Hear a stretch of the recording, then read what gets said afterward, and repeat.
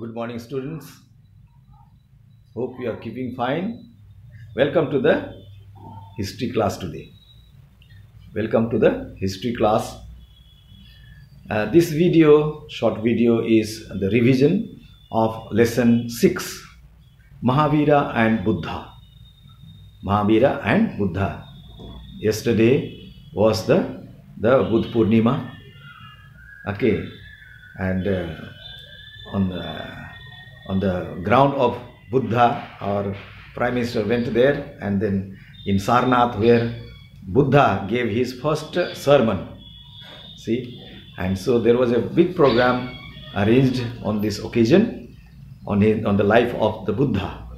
Anyway, today we will see both Mahavira and Buddha. So as a revision, I'll go a little faster, but then to tell you that these both personalities, now they are honored as God, Mahavira and Buddha. So they were the religious leaders who mediated between the people and God, the understanding of God and the God's nature. They have that, and the life after life.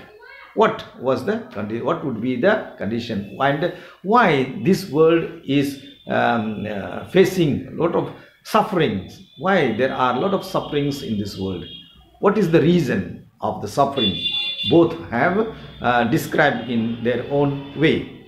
So Mahavira, if you see the life history of Mahavira, that both for that matter, both Mahavira and Buddha, both they come from the king's family, from the elite family, and so they are important people. But see, elite family, elite class of people, king's family, royal family, and they are especially gifted by God to impart the message, and they did it in their own way.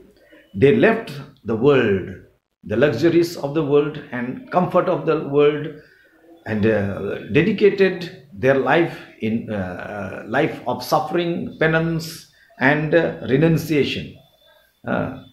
So social condition before Mahavira and Buddha was something very, very difficult for the people, and common people were looking for some changes, some sort of changes they were awaiting, because the Brahmin class, they were the religious leaders and instructors. They imposed various laws which were difficult to follow for the common people, and so the society at that time was having a very difficult time religiously. We are not talking about both. Of course, there were political difficulties, but religious difficulties also were more. And then the classification of caste system was prevalent. Caste system. People were graded, low and high and middle and all that, and untouchables, lowest. And so they were really having plenty of problems. Okay, so by this time agriculture had begun to flourish with the use of iron technology. During this time, the use of iron ores and iron things were used. Using iron made the clearance of the forest possible. We have learnt in class 5. And then this led to the expansion of agriculture.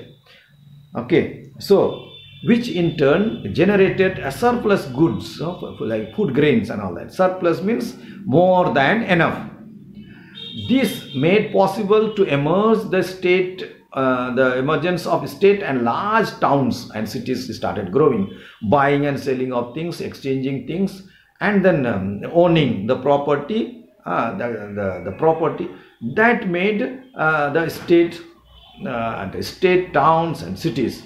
Farmers were dependent on bullocks to pull the plowshares.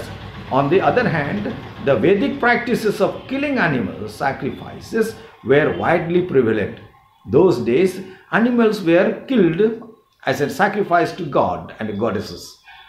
This was, and for the common people, it was quite expensive for many. This made people involved in agriculture unhappy. So people were on the one side, they were improving upon the agricultural work. The other side, animals were used for sacrifice, killing, and then there was a unhappiness among the unhappiness with the Brahmins. They were not happy with the Brahmins. Brahmins, they were killing animals and offering to gods. Today Brahmins, they don't touch, you see. The Vedic religious beliefs also forbade overseas travel. See, those days they were not allowed to travel overseas. Samudra Yatra, they will not do. They would not do. Because that would be sin. That was considered to be sin. So they were not going. So they were confined to their own places. So there were not much of business transactions with the other countries here. They were and the rejected usuries meaning the lending of money by the high class people to the lowest. They were not lending money. They were not giving loans. This adversely affected the livelihood of a large number of people who were engaged in trade. So traders were really suffering. So because of that, this was the condition. The cause of the rise and growth. So this during this time, this turmoil time, difficult times, these two religions come. As a religion, they flourish. Jainism and Buddhism. First Jainism. Towards the end of the later Vedic age, religion had become complex and difficult to practice. The rituals became elaborate, I have told you, and sacrifice offering had become very expensive. So people were very overly burdened. Varna system became very rigid. They had to follow and created inequality in the society. The lower class were denied by the right to practice religion. The lower class people, untouchables, they were not allowed to enter into the temples and offer sacrifices and all that. They were not allowed. So they were there away from this. Sanskrit was the Devani considered, and the only Brahmins could learn Sanskrit. Nobody were allowed, other people were not allowed to learn and speak Sanskrit. People spoke Prakrit and Pali. These are the two languages they spoke, Prakrit and Pali, while Brahmins used Sanskrit. Priestly class took advantage of the ignorance of the people and interpreted religion according to their own convenience. So they did not know Sanskrit, and then they interpreted, they told, they informed about the laws of the religious laws were informed to the people, given to the people wrongly according to their own convenience. And so, see, they were really harassing the lower class, were harassed by the higher classes. The flourishing of the trade led to an important improvement in the economic condition of the Vaishyas. Vaishyas were flourishing, but not overseas. This already we have seen. So they wanted an elevation of their status, but the orthodox Varna system did not allow them. They wanted to be equal with the Kshatriyas and the Brahmins, but Vaishyas also were deprived of the religious status in the society. The social status, not religious status, social status were rejected, and because of the system, orthodox system. Orthodox means very staunch, very strong, which they made. The laws were followed very strictly. That is called. Therefore, they began to look for a new religion, and so they were looking for the new religion. That's how when the Jainism came, many Brahmins, many traders, they accepted Jainism. Today also most of the traders are Jains. Most of the let me call this, all this, especially the Marwadis, are, most of them are Jain. Today, because of the cultural factor. The food is one of the part of our culture, and so because of the food and all that, they are little diverted, but still they are very good Jains. Many are Jain followers are very much less. But then those days they were very many people accepted Jainism because of this, because they did not get the status, social status in the Varna system, and then they were still considered to be lower, so they accepted Jainism. Okay, next, so also we will see this Buddhism also same thing. Rise in the new ideas. The 6th century BCE was period of religious revolution. Many religions came, not only in India, other part of the world also. Many new religions came in the world.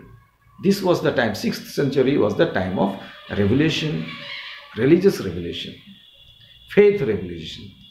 It was an age when great religious teachers, philosophers and thinkers emerged, who preached on doctrines which could be understood by common people. Among them, the most important ones were the Vardhamana, Mahavira and Gautama Buddha. They were important in India.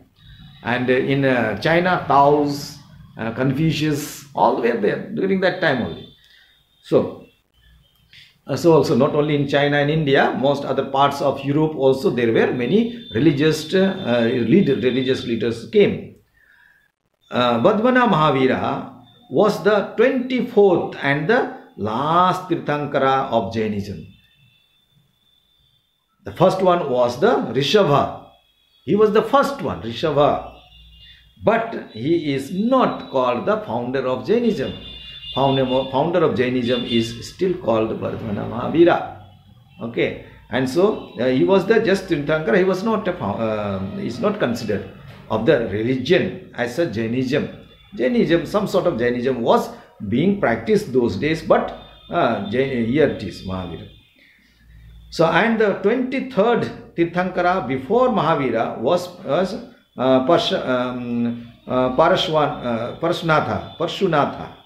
Parshunatha. At the age of 30th, Vardhamana left his home in search of the spiritual awakening, enlightenment, and for next 12 years he meditated and practiced penance and all that, and achieved Kevala Jnana, only wisdom, knowledge of God. Kevala Jnana, ultimate knowledge. What is the ultimate knowledge? Is the knowledge of truth. The supreme knowledge, ultimate knowledge or supreme knowledge, Kevala Jnanam. He then traveled throughout Indian subcontinent to teach Jain philosophy for the next 30 years he preached. So he went to different parts of country and then preached.